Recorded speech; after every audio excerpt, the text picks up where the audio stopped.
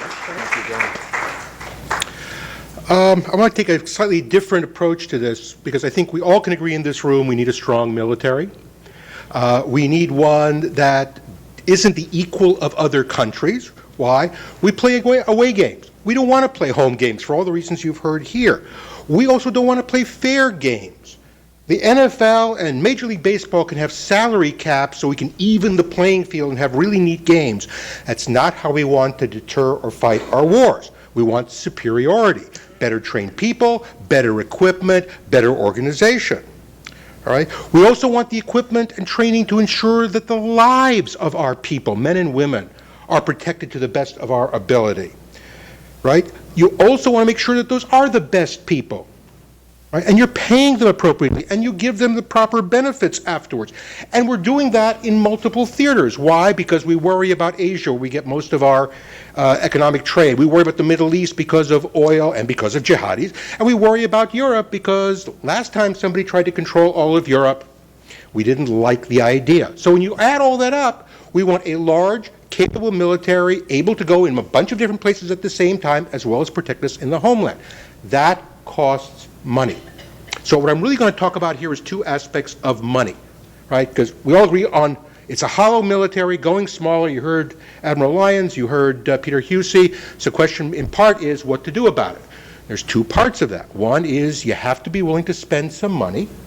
And the second piece I want to talk about this is we need to reform the way the Pentagon spends that money. So let me go through some charts. I apologize for charts.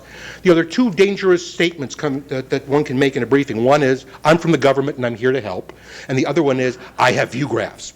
I hate doing this. I don't like talking with view graphs, but I'm doing this because there's a lot of numbers, and I don't want to just inundate you and make you all go blind from numbers. I'm sure Frank and company can give you copies of this if you want to look at them in detail. But I'm going to go very fast through the numbers, but believe me, they're here. And they're CBO numbers, Congressional Budget Office. They're not my numbers, they're not Democratic numbers, not Republican numbers. All right, point here is, we can spend all day talking about this. We are hemorrhaging money. We are going to be spending on the current path. We can change that in the election path. $1 trillion a year we don't have out into the future. Only way to fix that, other than reforming entitlements, reforming government spending, reducing the size of government, is to tax everybody, at least 15 to 20%. That's CBO numbers. I'm here to tell you it's between 25 and 50% because all the other things are going up. You got Obamacare, the list goes on and on. We're going to have, pre-K for everybody as a right for everybody, for the kids. So, money that we don't have. Next chart, please. Right? So the question is, where is the money going to come from? Moreover, let me tell you, we're looking at having to start increasing interest rates. What happens when you increase interest rates? The interest we pay on the debt goes up. Every 1% increase in the interest on the debt is $200 billion a year, minimum. That's for today's debt. So you go from 1 to 3%, 3%, not a bad home mortgage rate, right? That's going to cost $400 billion a year extra, which is about 70% of the current defense budget, just on extra interest on the debt. Next one, please. If you think this is a defense problem, I've heard people, mostly liberal, but people say, but frankly, some from the Libertarian Party is, oh, cut defense, right? I mean, it's a wasteful program, all the rest. You can get rid of the defense budget. Cut it today, you will still be seeing deficits in the $500 to $600 billion a year, right, going forward, based on the previous charts. Zero defense budget, still haven't solved your problem. You can tax all the 1%ers, 100%. Won't solve the problem. Okay, so point here is, it's the domestic problems. Let me give you the next chart. In comparison, looking over time, we do things in GDP terms because that way you normalize across budgets from different administrations. So GDP is that you heard Peter talking about the use of GDP. Here's what it looks like going out to 2025, 10 years from now, not a long time. This is projected simply on the mandated. This is without any kind of major change. Defense spending is going down, dropping like a rock, while the problems are growing. All right? In addition, as you all know, you buy a car every 3 years, every 5 years, every 10 years. The new car, even if it looks the same, it's the same dealership, it's the same brand and all the rest, costs more. price of materials goes up, price of labor goes up, all the rest. There's an inflation factor in everything. Common things we buy. Now, if you buy a smaller car, if you buy a different car, not the same case. So when you go from one tank to another, from one airplane to another, buy a new bomber, buy a new missile, whatever the case is, over a 30-year period, you can't buy it for the same amount of money. All right? Happens in your own lives. It happens in the defense area. So if I have my defense budget going down, even if I keep everything exactly the same, there's no more people, no more tanks, no more airplanes, but have to replace them over time, I have to pay more. I have an inflation factor. Declining budget, rising inflation, if you want to call it that, for defense goods. And if you think about high-end items, sophisticated airplanes and the rest, they rise at higher than the average inflation rate. As a result, right, the purchasing power of those residual dollars drops. So I don't just have a delta here. It's wider. It's a bigger problem because the value of each of those dollars for a fixed number of people, planes and tanks and all the rest goes down.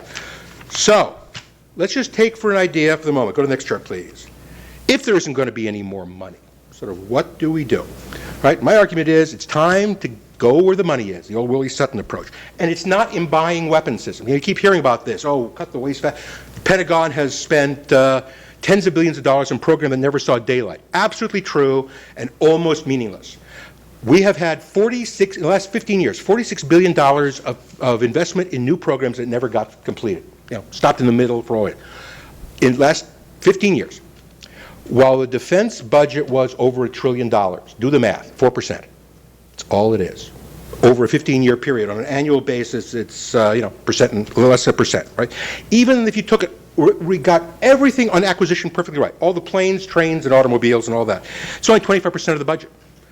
The real money is behind the scenes. It's in personnel, operations, and maintenance. 2/3 of the budget in that area. We spend $200 billion a year on what they call logistics. Moving stuff, supplying forces, moving personnel. When you move personnel in their households between Europe and the United States, Middle East, all that, between bases, it can cost a lot of money. And these costs are increasing faster than the rate of inflation, or the cost of acquisition. All right? So we need to think about how we can make this efficient. Next chart. Pentagon likes to talk about the fact that if it were a business, it would be like the largest single business in the world. It would also be one of the worst managed businesses in the world. Even as we've been cutting over the last few years, forces, units, training, all that kind of stuff, we've been increasing the number of people in the DoD headquarters writ large. That's just the Pentagon. That's all those people that are in that headquarters thing. In fact, the last Secretary of Defense, Chuck Hagel, put out a memo, put out an order, we're going to cut headquarters by 20%. They were hiring more people. Now, if you're a business, small business, large business, right, you have declining revenues or stagnant revenues, right? You've got a problem of obsolescence of equipment that has to be replaced. Do you cut your workforce and hire more people for the office? Don't think so. That's what the Pentagon does, right? We also burden this Pentagon with regulations, reporting requirements, all kinds of things that are absolutely insane. For example, recent report, the Navy has a requirement that everything it buys be certified as being corrosion resistant, including software. Got it?